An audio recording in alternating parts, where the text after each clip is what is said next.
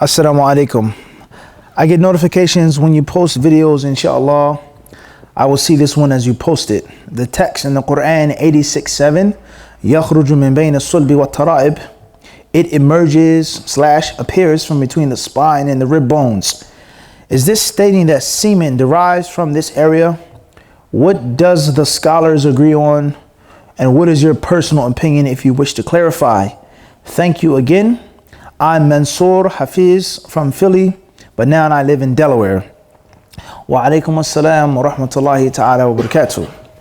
We say that this ayah, speaking on the original creation of man, فَلْيَنْظُرُ الْإِنسَانُ مِمَّا خُلِقَ.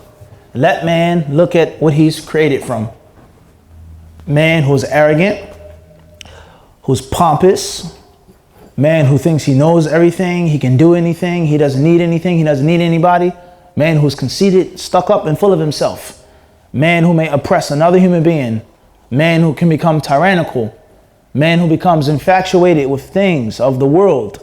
Let him look at where he started. Let him look at how he began. خُلِقَ مِن مَاءٍ دَافِقٍ. Allah says he was created from a water that emits, a water that spews or spits out and comes out, jets out. Everybody understand this? It gushes out. يَخْرُجُ مِن بَيْنِ الصُّلْبِ وَالتَّرَائِبِ. Allah says in this ma, يَخْرُجُ مِن بَيْنِ. He says it comes from between as-sulb and at-tara'ib. Allah Azza wa Jal, He tells us, إِنَّهُ عَلَى رَجْعِهِ لَقَادِرٌ. Allah Azza wa Jal is more than capable, He has enough power and more to bring him back to life. So before we get into the ayah and what it means, sulb, tara'ib, is this where the water comes from, etc., we have to look at the context of the Quran al-Kareem. And this is crucially important. The beginning verse, the actual verse itself, and the following verses. Everybody understand this? Everybody clear on this? So therefore, due to the fact that the word ma and dafiq is mentioned, water that gushes out or jets out, then obviously or initially it's speaking about who? The man and not the woman. Not saying that she doesn't have any fluid, not saying that the fluid cannot come from her in a certain type of manner, gushing out, pouring out, squirting out, but it's initially speaking about the man and not the woman. That's first and foremost. As far as what the scholars agree upon, what the ulama of the salaf, the tabi'een, the sahaba, what they agree upon, then in general they agree upon that the sulb is that of the man. Now we're not going to get into the word sulb and what it means yet. Spine, that's another issue. But the sulb is of the dhakar, of the man. And the tara'ib, what they generally agree upon, is the ribs / breastplate / neck, torso, solar plex area of the woman. That's what they generally agree on. And some say that it's the tara'ib is also that of the man as well. But that's not what they agree on, the stipulation of the question. They generally agree that the tara'ib, موضع القلادة من المرأة, is where a woman has a necklace hanging, falling down. And then they have different details on the specifics. The neck, the chest, the ribs, it's all connected. Now some of them say that the tara'ib is a man and woman. And others, they say that the tara'ib khasun bil mar'ah, is specifically talking about a woman. So that's the stipulation here of the question. Now, what's meant by this? And what is the problem with this issue or this question? It lies, first and foremost, in the khilaf among the Salaf al-Salih with regards to its tafsir.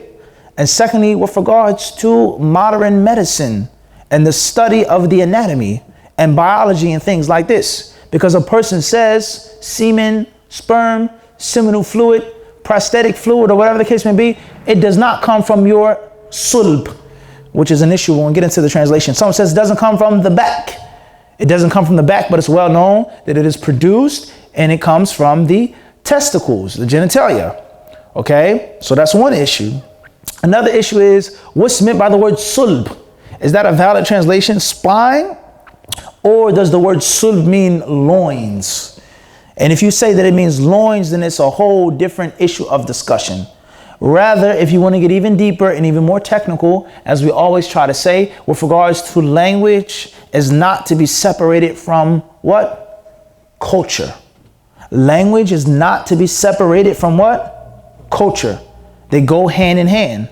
And many people, we're talking about English, because he's talking about translation, they point, or a father, he says to his son, he taps him on the back, he says, son, you're what? Your back what? He says what? Maybe you guys are too young for this. But the older generation, they would do this. They say you need to clear your back. Your back is what? Full. Your back is full. And they hit a guy on the back. Everybody understand this? Now this is very important. This is crucially important. Not to be funny. This is important. Because language and what? Lugha and culture are intertwined. They're intertwined. So whether it's literal, that the sma comes from the back, quote unquote, the spine, or whether it is just metaphorical or speaking metaphorically, is that when a person has intercourse, a man moves, a woman moves. The main part of one's body, one's power, one's movement is what? It's the back, not the spine. The back. You crush your enemy in battle, you say, I've what? Broken his back, snapped his back.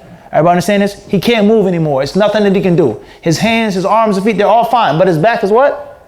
Done. Everybody understand this? So the concept of the back, the energy and the effort that takes in producing what? Semen and sperm. And a man ejaculating and a woman ejaculating. Everybody understand this? A person is tired. A person is working all day. The first thing that he says is what? My what? My back hurts. My back aches. My back is sore. Everybody understand this? Or even deeper than that. And this is, we have to deal with this issue in all transparency. When we talk about language and culture, we have to deal with transparency. A woman says, or a man says, praising himself or complaining about a husband, says he has a strong back. There's a what?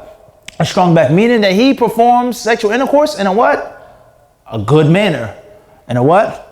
A good manner, whatever you want to say, stud or whatever the case may be. We have to deal with this issue in what, Sheikh? Transparency.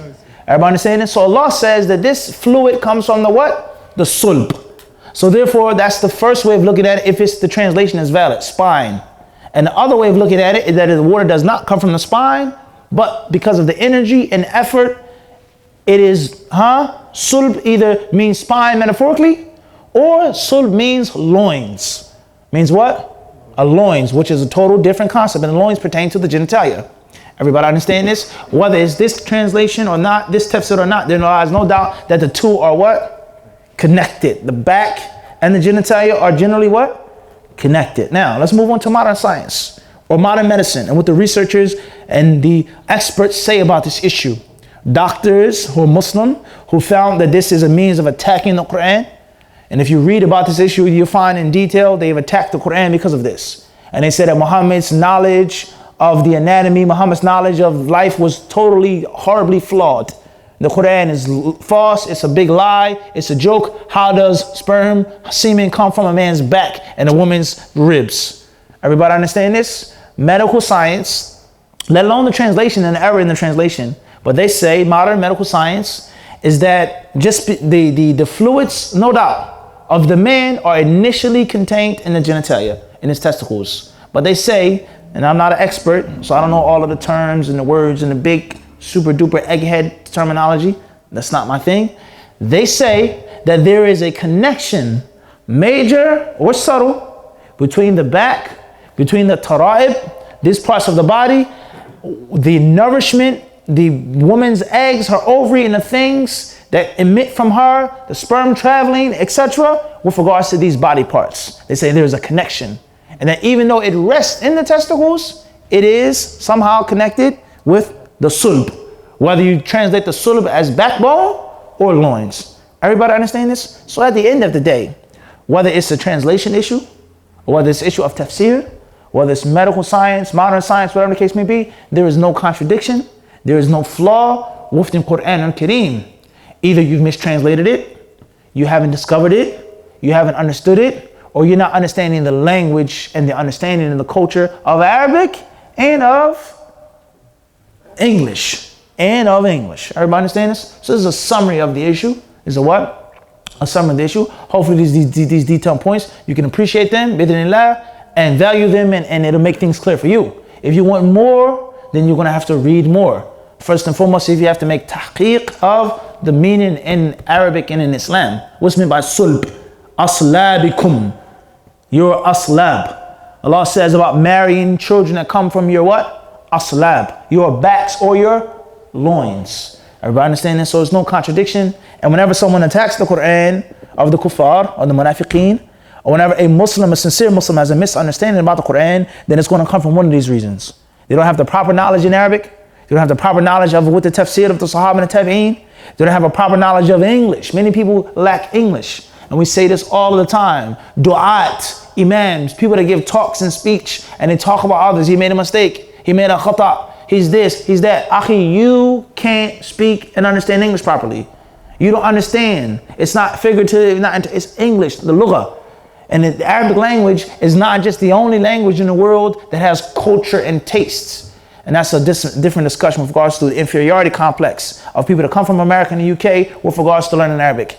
And not saying Arabic isn't an amazing language and isn't an in-depth language, but language around the world has what?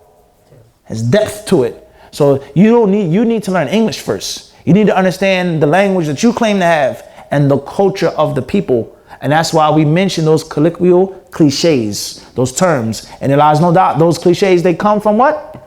They come from an asl. They come from somewhere. Just like we say in English, I'm hungry, I'm gripping, ribs are touching. In Arabic, Allah says, La ta'khulu riba. Do not eat riba. And there's so many other things that a person does with riba, such as buying clothes, such as buying a car, buying a house, going on a vacation. And a person is not eating anything yet, and still Allah used the word eating. So some people, they say that the Arabic language, that's the language of the Arabs. We have that which can be used, but not English. And that's a mistake. That's a scientific mistake. And many people, they fall into this, unfortunately. Wallahu alam. Next question says,